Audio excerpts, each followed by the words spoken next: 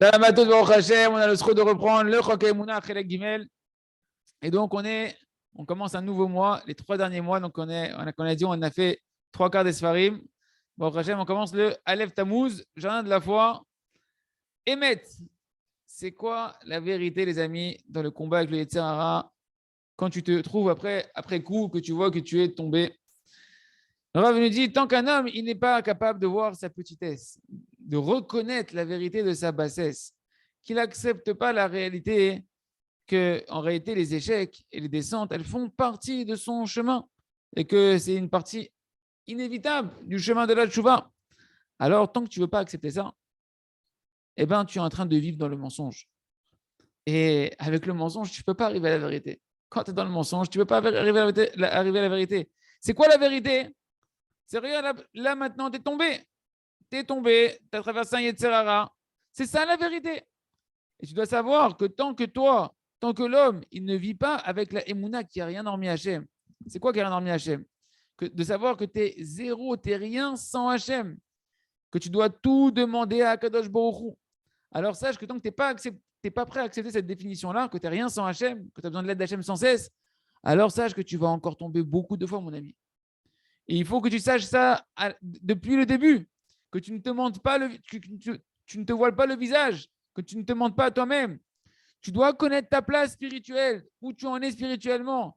Et tu ne dois pas t'imaginer, te donner une illusion que tu es au-dessus du niveau où tu es réellement spirituellement.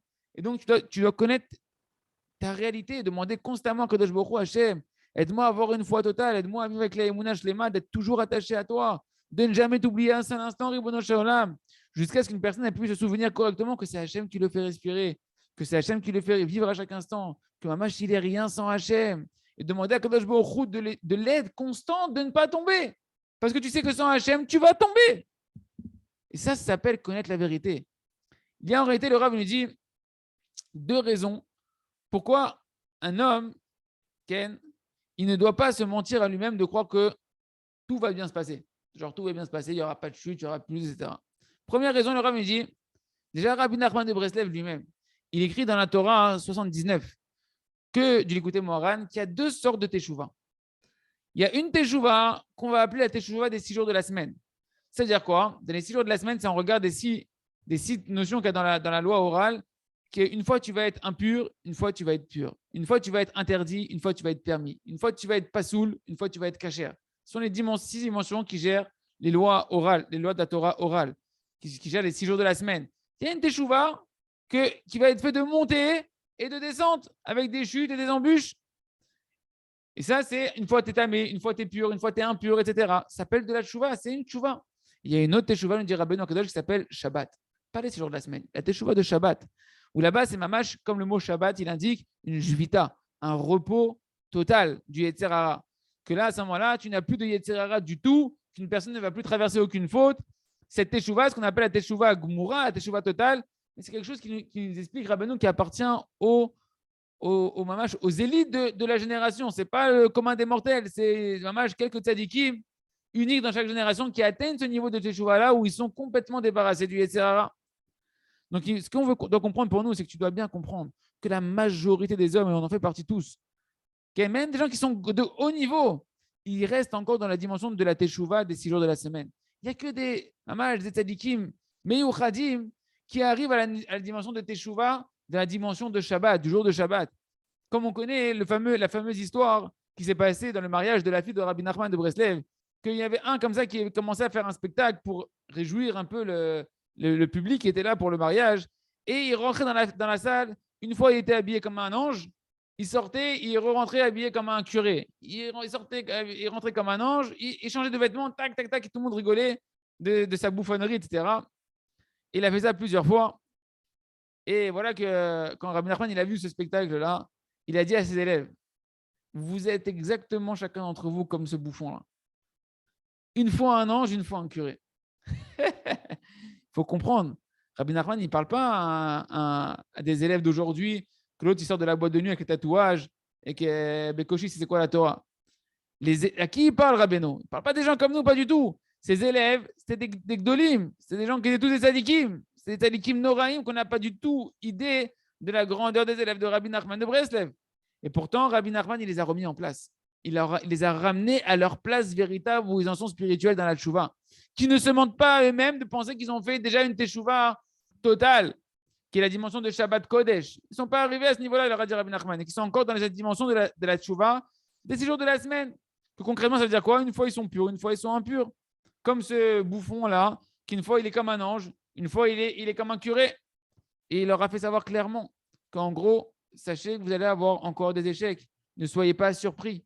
Ça ne veut pas dire qu'il ne faut pas se battre. Au contraire, c'est juste que pour savoir se battre, il faut d'abord savoir où je suis. Il faut reconnaître quel est mon ennemi et où je suis, quelles sont mes capacités, quelles sont mes armes. Et que, donc, Rabbi Nachman, il leur a dit, sachez que vous allez avoir encore des chutes. Ne vous prenez pas déjà pour des malachim.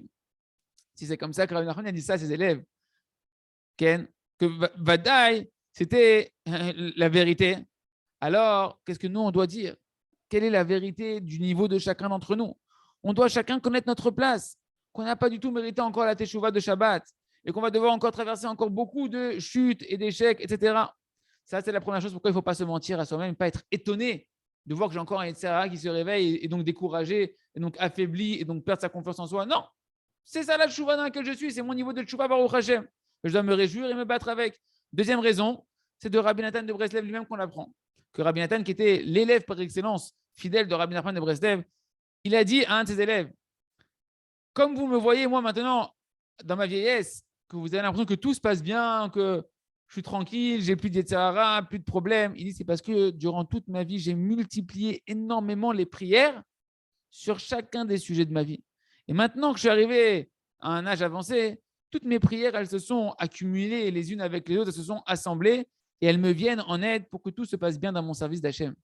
Mais qu'est-ce qu'il a voulu faire comprendre, Rabbi Nathan, à ses élèves? Que jusqu'à ce que Rabbi Nathan, dans son âge âgé, tout se passe bien pour lui parce qu'il a beaucoup prié, ben c'est qu'entre-temps, il a eu beaucoup de montées, de descentes. Il a eu énormément, il a traversé à son niveau à lui, beaucoup de montées, de descentes. Même que sur ces descentes à lui, ça n'a rien à voir avec une descente à nous, c'est des niveaux de Gdusha élevés, ou à son niveau à lui, il y a une descente de niveau qu'il a l'impression pour lui. D'accord? Parce qu'à ce moment-là, il lui manquait encore beaucoup de prières pour que tout se passe véritablement bien avec les divines. Et sur ça, on doit comprendre que même s'il a beaucoup, beaucoup prié, Ken, il a eu encore des montées et des descentes. Alors combien nous, on doit mériter, nous aussi, de devoir prier comme Rabbi Nathan et de ne pas s'étonner entre-temps que jusqu'à ce qu'on arrive à un temps avancé de prière, etc., de comprendre qu'on va traverser des montées et des descentes et que c'est normal. Ken. Alors, nous, qu'on a Bekoshi, multiplier les prières sur chaque sujet, on doit, commencer à augmenter les prières tout en acceptant notre niveau tranquillement, Ken, et se mettre à prier sur les yeux, se mettre à prier sur le fait de préserver son temps, sur l'étude de la Torah, sur la prière, sur la sniout pour les femmes, etc. Et comment tu veux espérer qu'entre-temps, il n'y ait pas de montée, de descente? Tu es en train de commencer à entreprendre le travail de la prière sur chaque sujet. Donc, de croire que tu ne vas pas avoir de descente, c'est se mentir à soi-même. Et donc, le Yetzirah, ici, il te gagne quand tu n'es pas dans la vérité, tu es dans le mensonge et tu ne peux pas avoir l'aide d'Hachem. Il reste que chacun reconnaisse la vérité sans se briser, au contraire, pour pouvoir demander correctement l'aide d'Hachem et pouvoir monter et traverser ce qu'il doit traverser. On continue avec le jardin des louanges, Béat Hachem. Donc, le Rav me dit, beaucoup de fois, il y a des gens qui viennent me voir et ils me racontent leurs problèmes, ils viennent pleurnicher chez moi pour que de me dire qu'ils se lamentent, qu'ils n'ont pas encore eu de délivrance qu'ils voudraient. Et moi, j'essaie de leur expliquer que leurs pleurs, c'est eux, c'est leur pleurnicherie qui leur ferme toutes les portes. Et je leur dis, mais c'est marqué. Et eux, ils me disent, mais comment vous me dites quand je pleurniche, ça me ferme les portes? Mais c'est marqué pourtant que les portes des pleurs ne sont pas fermées. Les portes des pleurs ne sont pas fermées. Donc voilà, on va pleurer, ça va ouvrir les portes de la prière. Le Rav leur a dit, vous n'avez pas compris.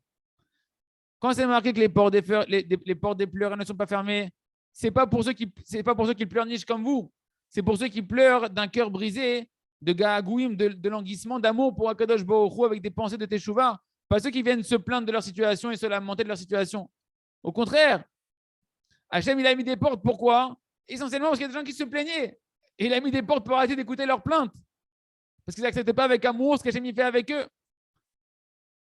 Et c'est pour eux que les portes, elles sont fermées. À eux, les portes, il y a des portes. Et les portes, elles sont fermées. Et leur tefila n'est pas acceptée. C'est ça que Rabbi Nachman écrit dans Sefer Amidot. Que lorsqu'Hachem, il cache son visage de toi, sache que c'est à cause de l'hérésie qui est à l'intérieur de toi. Quand tu te plains, c'est dans l'hérésie. C'est quoi l'hérésie? C'est qu'un homme ne dit pas merci sur tout. il n'est pas satisfait de sa vie. D'accord?